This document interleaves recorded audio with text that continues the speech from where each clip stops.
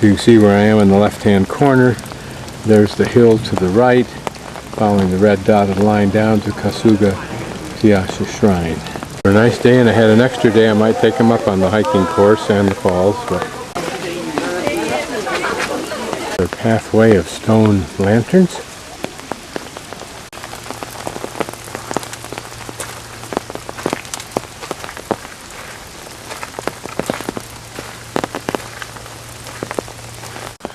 And look at the remains of that big tree in the back.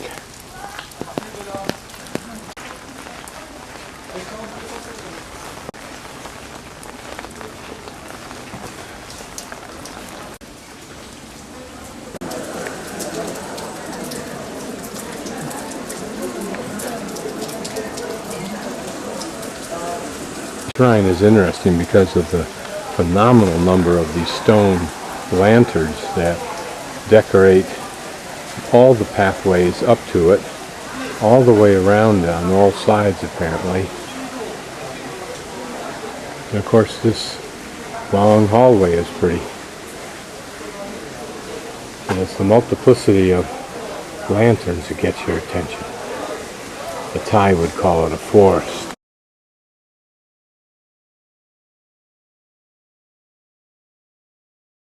This apparently is called a Cairo. It's a two-way Mitsumuni Zukuri, which divide off the middle by renjiko, a lattice window, and create grating on each side's ridge, then make them to the bigger ridge.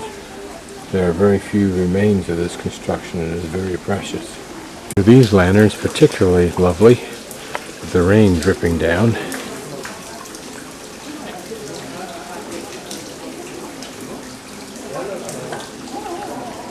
Somebody must be strange enough to do it or they wouldn't have the sign up. God, what a history that tree must have. And this one.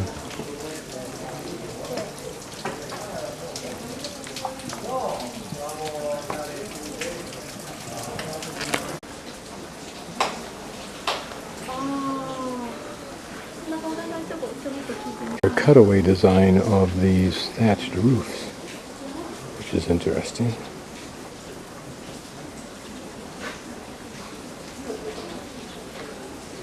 You wonder what the point of these is right here, what that does for raising up those portions of it. Keep the water from migrating from here up through here maybe, and here also. This is the normal entrance gate here, I guess. I wonder if people put these here as merit.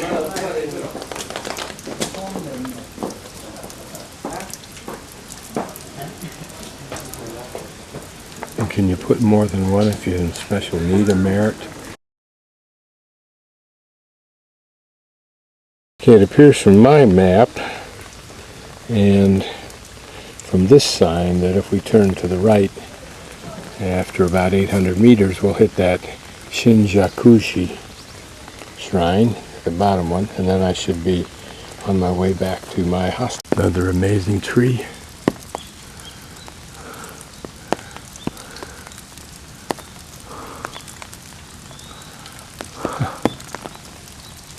I will have to find out what this particular design means.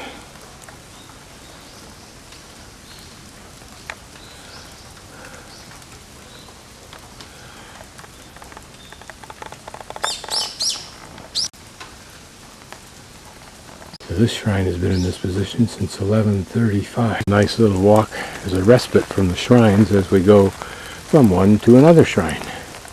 The last one. Now it's 600 yen to go in here and there's nothing to see that I can see. I'm in a completely rebuilt area, wandering the back streets and alleys. And notice this building. It looks like an old style building. It doesn't look like a business, although it could be. I think it'd be a cool house. It's interesting, this guy's got this truck stuck in the backyard. How did he not see that circumstance, I wonder?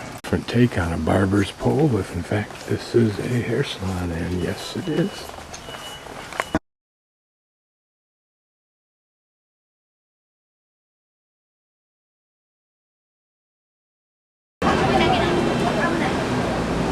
Restaurant the second time to have her similar kind of devices that I had, or dinner that I had. It's called a pancake or a crate. This one's, I think, tastes better. It's made with pork. Tastes better. And she just has this little 3-room restaurant. Her home is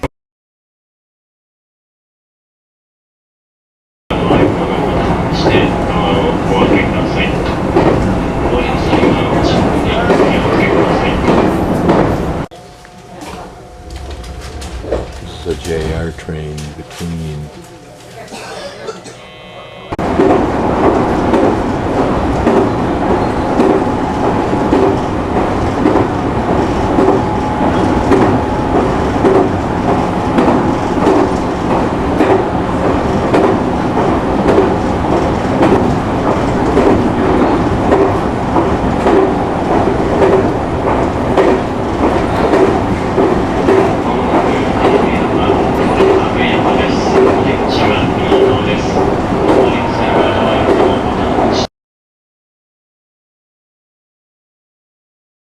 Okay, today is one of those little adventures that is an adventure because, first of all, the only map that I have that gets me kinda from Nara, which is above and to the right, off this map, is this map, which is all in Japanese. There is no English on it, except what I've written on it. So I'm starting from off the map on the right, coming down, and I needed to get to this station right here. But I didn't know what its name was. And then what I have to do, if you look at my arrow that I've drawn, I have to go up to this other place, which I believe is Yamato-Yagi. And there I pick up, I go off of the JR line, which I've been on, go on the Kintutsu line, going south. And I'm not sure even here, I think I'm going to have to make 2 changes. One at Karihara, right here, which I've written to the name to, and then to get down to Asuka. Now notice that that's pronounced Asuka. Go figure. Lots of other things in Japanese sound like they look in kanji, not this one. Now, how do you know, how did I figure out where I needed to get off? Well, first of all, I talked to information, they said get off there, but I had to put the writing in there. And they didn't tell me what the name of the place was, and even if they had, I wouldn't have remembered at that moment. So what I knew was, first of all, I'm going south, so that I'm looking for. So now I start looking at the shadows on poles outside the train as we're going by, seeing that the sun is coming from the left side of the train, and therefore the shadows are going away to the right as I'm sitting going forward on the train on the right side, which means that to the right side is the west, and I'm going south, which is right on target. And then I knew at a certain point we'd be making a 90-degree switch going directly to the west, and that those shadows would change. Then I started looking at the symbols. Now notice this symbol right here. I looked at something I thought was recognizable, like the right-hand symbol looks like a tic-tac-toe with the guy's lower leg kind of bent, like it's deformed. So that's what I focused on, and I found it eventually. And then, of course, I knew the train would make a radical turn, which it did, 90 degrees. Then I looked for this one, 3 symbols, number 1, and number 2, that vertical thing that you see, the 3 on the right, the trident, that I remember, and then the curious person with the half torso and right arm only, if you want to define it that way. I knew that was the last station before I got to this complex one, but even this complex one was understandable if you look at that little one person on the left-hand character in the right-hand corner, one person without arms. Now I must get some help finding this Yamato station, which I have to walk. The irony, other than the train signs, there is no English, but here's a shop over here, a wine and gift shop in English. Go figure. So I go up the top and down over onto this side, and I think there's more station facilities there. Probably not much more. So coming down through here, there isn't anybody to even check to see if I have a JR pass. And there's no human that can help me here. Those two police folks helped me get directions, and it's down here to the left at this light, and the next light are right. So here I am at Yamato-Yagi Station. So here's my ticket from Yamato-Yagi, where I am now, to Asuka. But what it doesn't tell you is I have to make a change down here at Kashihara.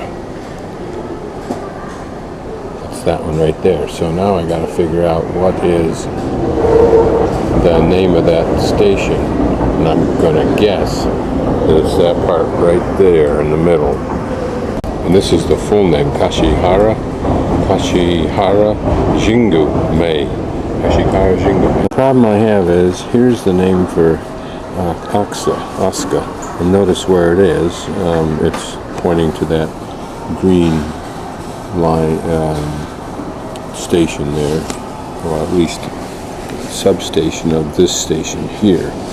And that is the symbol right there for Asuka. So this must be, I'm assuming, the symbol for Kashihara Jingu. And so what I'm going to have to do is figure it's five characters, and so is the station before it, and we're up at this station. So in theory, we're going to stop at either this little station right here underneath where I'm at, underneath my arrow.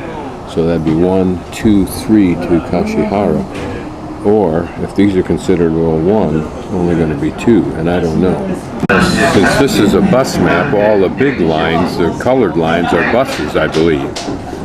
So I'm looking solely at these outlined white boxes. Less than a half a minute. We've already stopped at this place right here, whatever it is.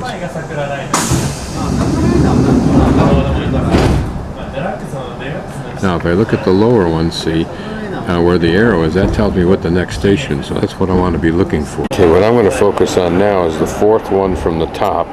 It looks like 2 boxes with a canopy over it, like an umbrella. Flat. It came up really fast. Now I have to. So this sign, extremely helpful. All I got to do is find 4 and 5. 4 and 5 to the right.